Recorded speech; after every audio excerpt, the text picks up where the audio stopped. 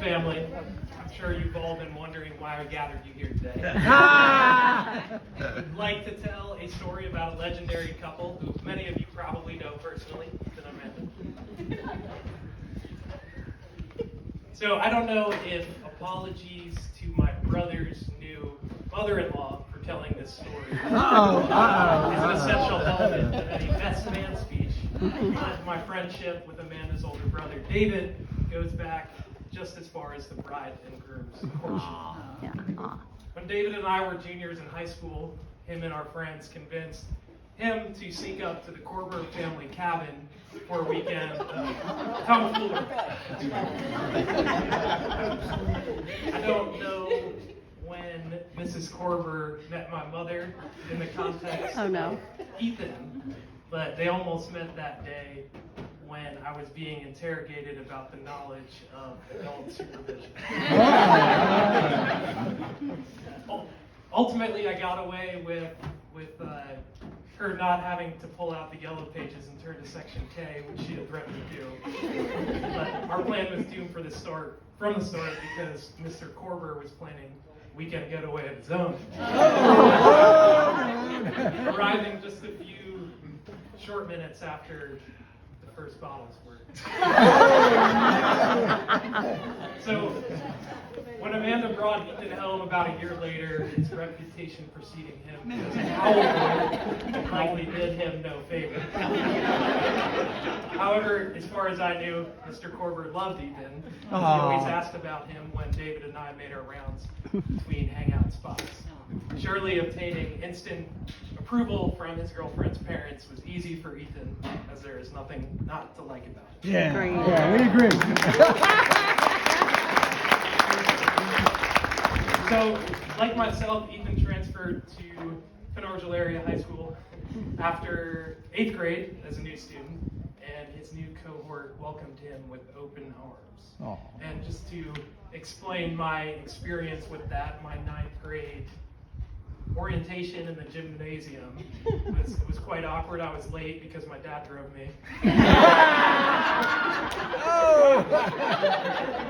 Walking into a gymnasium of a bunch of strange, rowdy 14-year-olds who I didn't know, they were all watching, wondering how the new kid was intending on carrying himself. And I stood there in horror until I saw two hands in the back of the rows waving me over, and that turned out to be none other than David Korber and Aaron Russo. When Ethan arrived in Pennard a few years later, surely every row in the gymnasium was fighting over him to join their play. So this lighthearted demeanor that my brother has is also what allowed him to get away with so much back in the nest. And the story I have about that was after Little League practice, where I finished a baseball game and ran back to my dad's 4Runner, where Ethan had been waiting patiently in the front seat. And we waited for Mom to get back from the bleachers where she was watching the game and headed out. Mom was driving Dad's car that day, which was her preferred choice of vehicle for picking up the kids. And I imagine that common practice was born in a conversation surrounding the logistics of child pickup, and when something along the lines of, well, Mark, if you're not ever going to do it, I can at least drive your car. Later that evening, I found myself in the path of Dad's fury and was interrupted from some TV where he was yelling, your cleats dented the vinyl on my dashboard. I was never above fabricating the truth, but I could not remember having my seat up that day, and my attempt at claiming innocence was in vain. And I found out years later that Ethan's front teeth bear a striking resemblance to a baseball. But he knew he didn't have to worry about that because Zach didn't go to dental school. Perhaps Ethan's calm and cool demeanor was just a way of keeping his 3 older siblings off of his back. He always just went with the flow, following the rest of us until it was time to choose a life path of his own, and eagerly claimed his own unique autonomy by following in the exact same footsteps. Well played. Yeah. Well played. Not only am I Ethan's proud older brother, but his dearest trench mate. As my parents, or the rest of my family know, we kind of like to play Army together.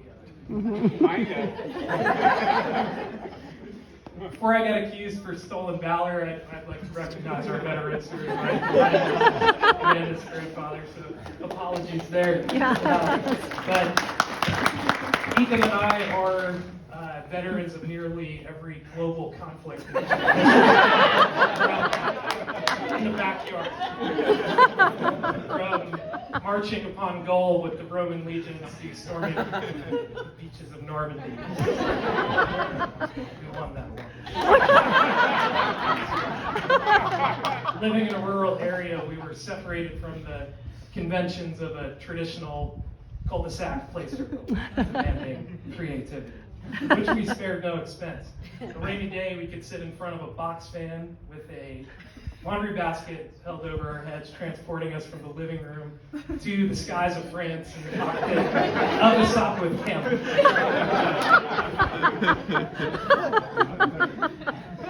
By summer, the local swamps would transport us to the jungles of Vietnam. By December, we would cross the Delaware River with George Washington, leading a smaller yet formidable Little Bushkill Creek. So, being that this time was around the early turn of the millennium, we had the luxury of swapping war stories with our fellow comrades, the elderly of the greatest generation. Yeah. We would spot them in a grocery store or the mall by identifying a battalion-affiliated ball cap, POW patch, or 1,000-yard stare. Chasing them down, they were forced to answer the most nagging of our questions, as confinement to a mobilized shopping cart does not allow for easy regress to strange children. So we looked up to these men as if they were still confidently sitting atop an M4 Sherman tank. This perspective also warranted such questions as, what gun was your favorite? Me too. Due to a sudden interest in girls in our teenage years, there was a time when we returned from the front lines of the backyard. Decommissioned our toy rifles to the closet for the last time. Where, for those of you who still visit my parents, you can still see those most broken of toys collecting dust to this day, where they will remain until the end of time. But perhaps such relics truly deserve to be a monument of a remarkable brotherhood. So, I apologize for this very misleading introduction, but when I first met Amanda, I once again found myself in the trenches. I'm not sure if Amanda remembers this, but we had gym class together in 2010 when I was a senior and she was a freshman. Ooh. And when me and the other senior boys would engage in the teasing of freshmen, Amanda acted as the brave heroine of her counterparts, charging the whole lot of us, putting her field hockey skills to use, kicking us in our shin. Picture a scene out of Braveheart, one of the age-appropriate classics that me and Ethan grew up with. The next semester, not to my surprise, Ethan and Amanda have become Penargel's latest new couple. Oh. So perhaps one of the many things that drove Ethan to Amanda was this spirited enthusiasm. Oh. Her too, like Ethan, was the youngest of her family's birth order, and both knew how to have a great time and not take shit from anyone. Ethan's patient deliberation combined with Amanda's confident tenacity truly make for wonderful company and the best of friends. So, speaking to adolescence, we all grow out of things. Little League, passing blame without guilt, playing Army, young love. And it's reasonable to assume that most of us in this room had a high school sweetheart of their own. And our culture has a tendency to discount such relationships as predisposed to a potential formative heartbreak, preparing us for the rigors of adulthood.